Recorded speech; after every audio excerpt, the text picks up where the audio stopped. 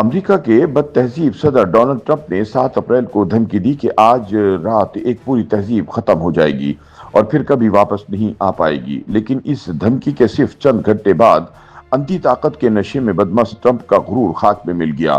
ایک پوری تہذیب کو ملیہ میٹ کرنے کی دھمکی دینے والے کو اپنا ہی تھوکا ہوا چاٹنا پڑ گیا۔ جس تہذیب کو انہوں نے ختم کرنے کی دھمکی دی تھی، اسی تہذیب کے ساتھ ٹرمپ کو سیز فائر کرنا پڑ گیا۔ جیو نیوز سے وابستہ معروف اینکر پرسن اور سینئر صحافی حامد میر نے روزنامہ جنگ کے لیے سیاسی تجزیے میں ان خیالات کا اظہار کرتے ہوئے کہا کہ اس صورتحال میں ٹرمپ کو اپنی خفت بھی تو مٹانی تھی، کیونکہ سیز فائر کے بعد ایران دنیا کی واحد سپر پاور امریکہ کے برابر کھڑا ہو چکا تھا۔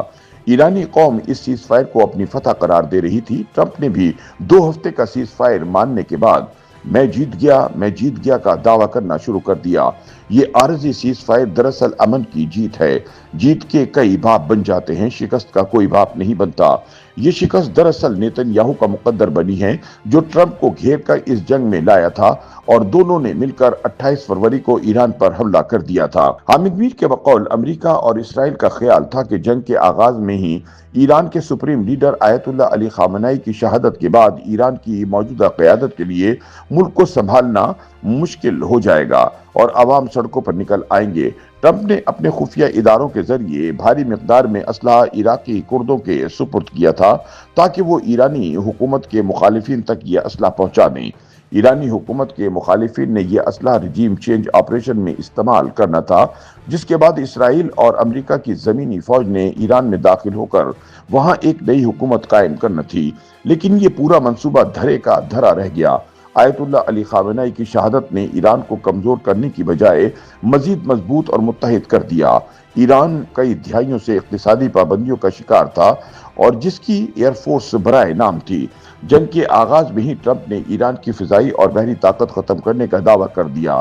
اس دعوے کا مقصد رجیم چینج آپریشن کو آسان بنانا تھا تاکہ ایرانی حکومت کے مخالفین مسلح مزاحمت شروع کر دیں، لیکن عوامی دباؤ کے باعث حکومت کے مخالفین گھروں سے باہر نہ نکلے۔ صدر ٹرمپ نے اپنے ماتحتوں سے پوچھا کہ وہ اسلحہ کدھر گیا جو ایرانی حکومت کے مخالفین کو بھجوایا گیا تھا۔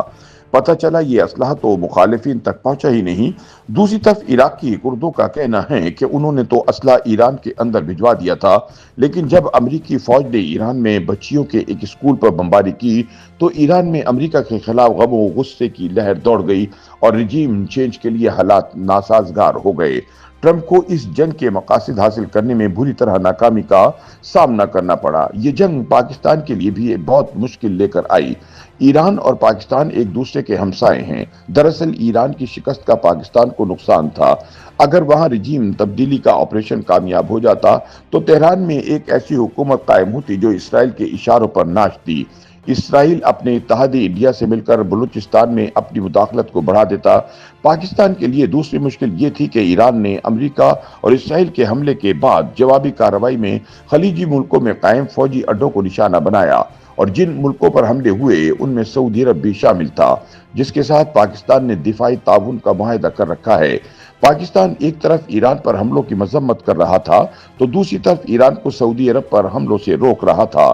حامد میر کے مطابق پاکستان نے ایران اور امریکہ کے درمیان سیز فائر کے لیے کوششوں کا آغاز کیا تو بھارتی حکومت نے ان کوششوں کا انتہائی بھونڈے الفاظ میں مذاق اڑایا اور پاکستان کو امریکہ کا دلال قرار دے دیا۔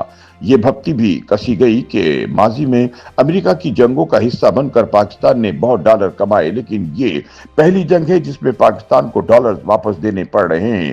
اس طنز کا تعلق یو اے ای کو قرضے کی ادائیگی سے تھا۔ اس تمام تر پروپیگنڈے کے باوجود پاکستان نے قیام امن کے لیے کوششیں جاری رکھی۔ جس روز ٹرمپ نے ایک رات میں پوری تہذیب کو مٹانے کی دھمکی دی، اسی دن ایسا لگ رہا تھا کہ دنیا تیسری عالمی جنگ کے دہانے پر پہنچ گئی ہے۔ اس روز سیز فائر کی کوششیں ناکام ہوتی نظر آ رہی تھیں، لیکن پاکستانی قیادت نے اپنی کوششیں جاری رکھیں۔ چین نے بھی پاکستان کا بھرپور ساتھ دیا اور آخرکار پاکستان کی درخواست پر ٹرمپ سیز فائر کے لیے مان گئے۔ دوسری طرف چین نے ایران کو سیز فائر کے لیے آمادہ کرنے میں اہم کردار ادا کیا۔ ایران چاہتا ہے کہ اس سیز فائر میں لبنان کو بھی شامل کیا جائے۔ امریکہ اس تجویز پر راضی ہے لیکن نیتن یاہو لبنان میں سیز فائر کے لیے راضی نہیں۔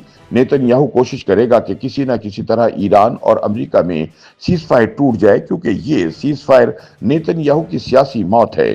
نیتن یاہو نے اپنے سیاسی مفادات کے لیے صرف ٹرمپ کو نہیں بلکہ پوری امریکی ریاست کو قربانی کا بکرا بنایا، امریکہ کو ایک ایسی جنگ میں گھسیٹا جس کے بعد امریکہ سپر پاور نہیں رہا۔ حامد میر کے مطابق یہ ایک حقیقت ہے کہ اس جنگ نے ایک طرف دنیا میں امریکی طاقت اور گھمنڈ کا سر نیچے کیا ہے تو دوسری طرف صہیونی سازشوں کو پوری دنیا میں بے نقاب کر دیا۔ وہ مسلم ممالک جنہیں ایک نام نہاد معاہدہ ابراہیمی کی طرف دھکیلا جا رہا تھا اب اسرائیل کو تسلیم کرنے سے قبل 100 مرتبہ سوچیں گے کہ اس کا اصل مقصد دنیا میں ابراہیمی مذاہب کو قریب لانا ہے یا گریٹر اسرائیل قائم کرنا ہے۔ حامد میر کہتے ہیں کہ یاد رکھیں یہ ایک عارضی سیز فائر ہے، مستقل امن کی منزل ابھی دور ہے۔ مشرق وسطی میں امن تب تک قائم نہیں ہو سکتا جب تک اسرائیلی فوج غزہ سے واپس نہیں جاتی اور اقوام متحدہ کی قراردادوں کی روشنی میں مسجد اقصی سے اسرائیلی قبضہ ختم نہیں کیا جاتا۔ مشرق وسطی میں مستقل امن نیتن یاہو ان کے دوست نریندر مودی کے لیے قابل قبول نہیں۔ پاکستان کو مشرق وسطی میں قیام امن کے ساتھ افغانستان سے کشیدگی کو بھی ختم کرنے پر توجہ دینا ہوگی۔